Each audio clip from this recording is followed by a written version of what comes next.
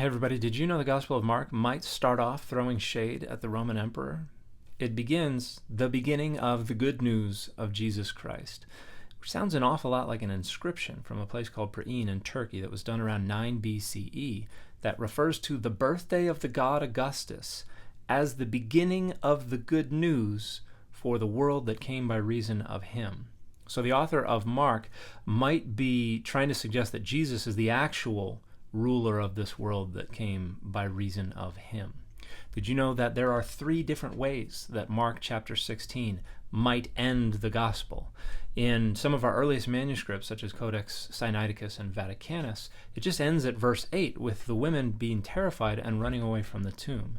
There are other manuscripts that have 2 little sentences about them telling Peter and those that were with him, and then Jesus appearing to them and telling them to spread the gospel.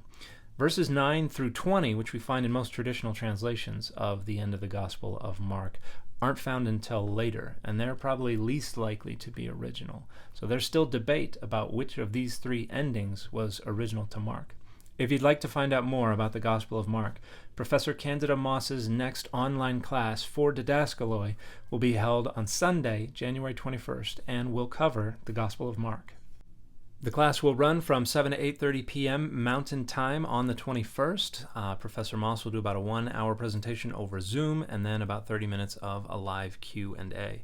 Everyone who registers will get access to the Zoom link the day before and will be given access to a recording of the presentation the day after. Registration is on a pay-what-you-like basis, so if you'd like to join us for $1, you are more than welcome to join us for $1. You can see at the bottom where to go. You can also navigate to Didaskaloi through my bio. If you're interested in learning more about the Gospel of Mark, who wrote it, what it's trying to do, where it comes from, I would highly recommend you join us on January 21st.